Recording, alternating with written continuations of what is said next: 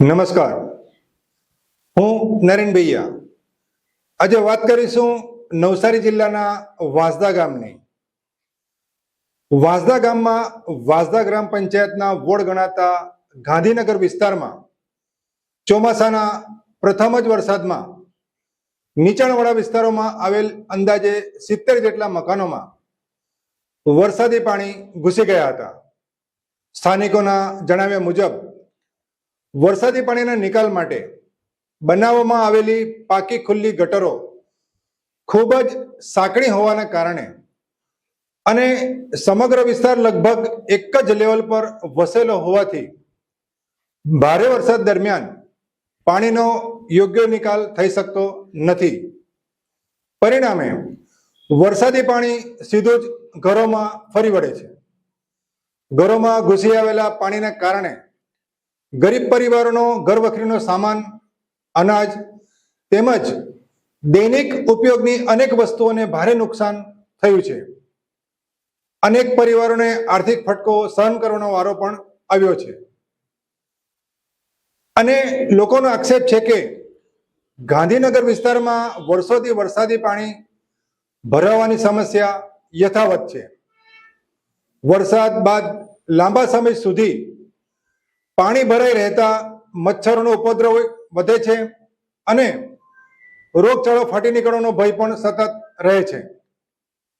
સ્થાનિકોનું કહેવું છે કે ગ્રામ પંચાયત વાંસદા દ્વારા વિકાસના અનેક દાવા કરવામાં આવે છે, પરંતુ ગાંધીનગર વિસ્તારની આ મૂળભૂત સમસ્યાના કાયમી નિરાકરણ માટે પૂરતું ધ્યાન અપાતું જ નથી. કાકી, તમારા ઘરમાં પાણી ભરાઈ ગયા? કેવી રીતે પાણી ભરાઈ ગયું? એટલે બહારથી ગટરમાંથી બધું આ બાજુ આવ્યું. એટલે ગટરમાંથી પાણી આગળ જતું નથી ને તમારા ઘરમાં ઘૂસતું છે? ઘરમાં ભરાઈ ગયું. તો કેટલું નુકસાન થયું? તમને નુકસાન કેટલું થયું? આ જો ને, આ પેલું અનાજ ભીનાઈ ગયું, ચોપડા ભીનાઈ ગયા, હા, બધા લાકડા ભીનાઈ ગયા, હા. બધું આ જો ને. એટલે મોટી ગટરમાંથી પાણી જતું જ નથી? તો ગટરમાં તો જતું જ નથી ને, આ બાજુ આવે બધું પાણી. હા. આ પોયરા લોકોના ચોપડા ભીનાઈ ગયા, અનાજ ભીનાઈ ગયું. આખું ભરાય. આ જો ને, આ જો. બહુ નુકસાન થઈ ગયું તમારે? જો ને, આ કેટલું કરે. આ તો લાગે છે ને, તે તો આપણે લીધેલું છે. આ તો આ પાણી જો આ બાજુ આવે તો પાણી જાય જ નહીં અંદર. ગટર જ કાઢી નખાવાનું. ગટર જે પહેલા ઉઠી ને તે જ બરાબર ઉઠી ગતે. એટલે હમણાં જે આ ગટર કરી એ ખોટી છે? હા, તો આ ગટર લાખ્યા ને તો બધું અંદર જાય છે, બધું પેક થઈ ગયેલું. તો હવે પાણી થઈ નહીં જાય, બધું પાણી આ બાજુ નીકળે. ઓકે. આ વચ્ચેથી પાણી આટલેથી હવે આટલા લોકોને તો પાણી આવી ગયેલું. ઓછો વરસાદ આવ્યો તો આટલું બી પાણી ભરાઈ જાય. તમે અગાડી કોઈ દિવસ ગ્રામ પંચાયતમાં રજૂઆત કરેલી કે નહીં?